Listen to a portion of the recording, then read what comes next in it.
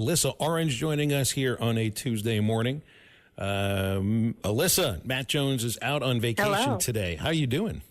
I'm doing well. Where's he vacationing at? Where'd he go? He's in Colorado. He's got, I think he's going to a Rockies game today, maybe tomorrow, and then Red Rocks July 4th for Blues Traveler. Ooh, yes. Who else is with Blue? Gin Blossoms, and I forget the other band that's with it. But it's a good show. Oh, my gosh.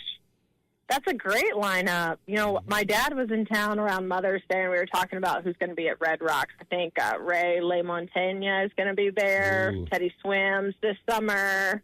But, man, Blues Travelers and Gin Blossoms would be awesome. I think they're coming to the Momentary. We're going to have to. I think they're in the Momentary in October, so chances are it sounds like you may be there now that you know this. Well, there we go. Okay, looks like I have plans in October. Very good. My dad, Blues Travelers, Gin Blossoms, just two of the many bands my dad listened to on repeat growing up. So very, very familiar, big fan. It's good stuff. So our NFL teams had quite the trade yesterday, did they not? You don't see How about that? Oh you my don't see all pros be traded for each other very often. I know that there were draft picks involved in it. I think a 5th and a 7th round pick, but that's it. But you don't use the word blockbuster lightly. The word works here, doesn't it? Yeah, obviously have mixed feelings because as a Florida State Seminole alum, very much love Jalen Ramsey. I love the way that he plays, which I think, again, he's one of those players where if he's on your team, you love him. If he's not, you don't. And you love guys like that who play with a little bit of swagger, especially in the secondary. But I do think that there's a potential that there was some drama around him, which I don't love. And so I understand maybe the Dolphins feeling like that was just the best case scenario for that position. The Jonnu Smith at tight end really confuses me because now they don't have anybody, Miami, really at that tight end position. He was so steady for Miami last year offensively. It's just that one kind of made me scratch my head because there was so much talk about how much they needed him. But then you bring back Minkah Fitzpatrick, who the Dolphins drafted, I think, 11th overall in his draft class.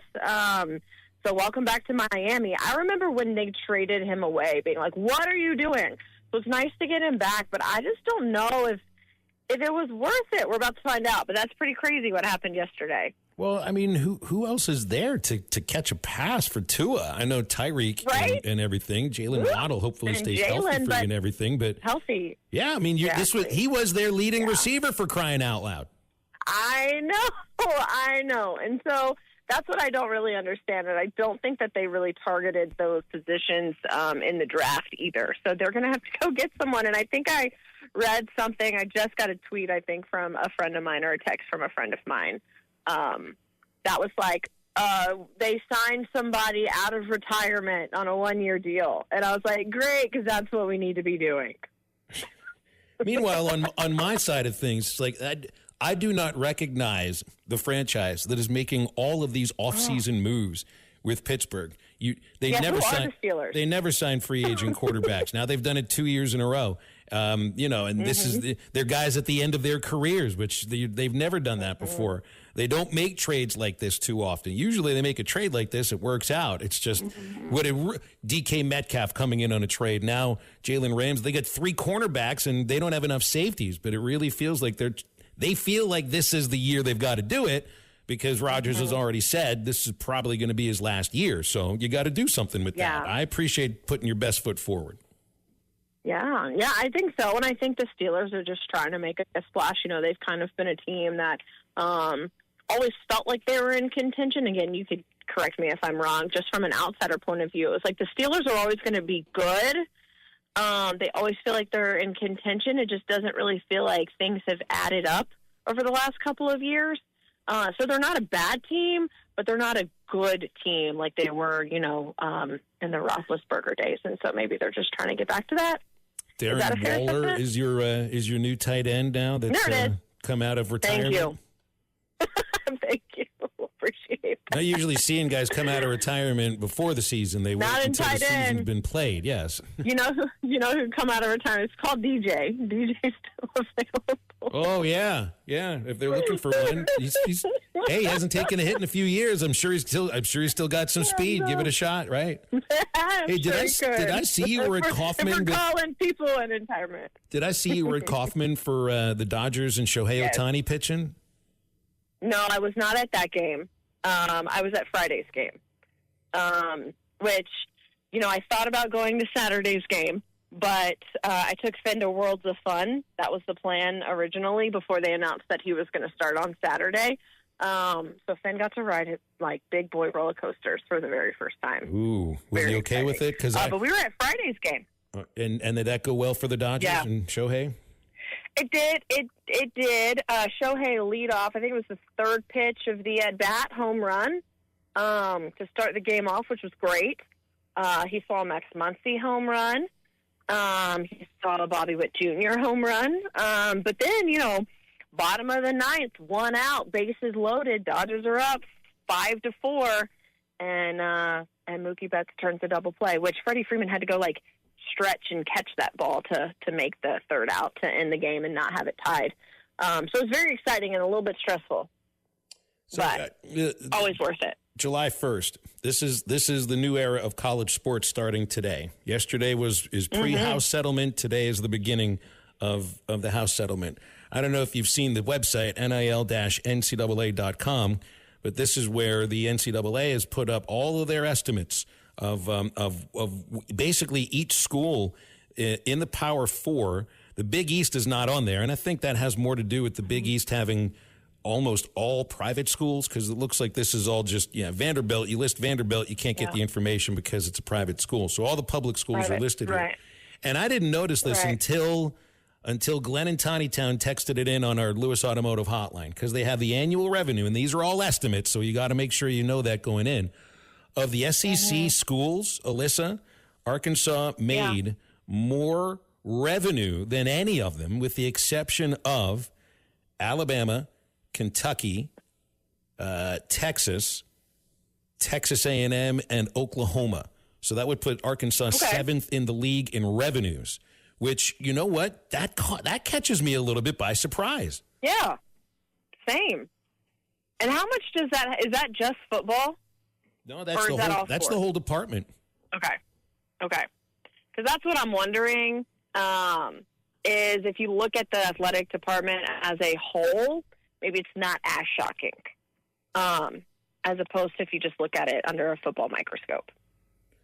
But, it flies a little bit in the face. And what you're saying, I think you're absolutely right, but it flies a little bit in the face of football funding literally everything, right? Because we would think Georgia. Sure. I mean, this means Arkansas has more revenue in the department last year than Georgia and that football program. But then you think of the other things that Georgia may put money in and might take seriously. Arkansas takes the other schools maybe more seriously. Is that the right way to look at it? Right. I think so, because I think if you were to break it down from sport, and I think that is the exact argument with numbers that people need to see, is what you're saying is Arkansas, seventh? Is that what you said? Seventh in the SEC in revenue a season ago, an athletic calendar ago. Then you break it down by sport and see where Arkansas is with just football, and that will show you how much revenue was put into the success of the other sports on campus. And there is your argument of it's not just a football school. It's not just football bringing in money. All of the other sports are contributing, are making money, are bringing in money to help Arkansas be where they are in those complete rankings. And I think so. They're also estimating that the Razorbacks are putting 73% of their revenue share towards football, which would be a little less than $15 million, which also means, and again, I always feel like I've got to throw this in front of it. These are estimates. This is not a guarantee, and this is an NCAA group that's made these estimates. 2, 4, 6, 8, 10. Arkansas would have the 11th most money in the nation put into football for the revenue share based on this website. That would put them ahead of a lot of SEC schools. You know, the only SEC schools on this list ahead of the Razorbacks are Georgia, LSU, Tennessee, and Ole Miss.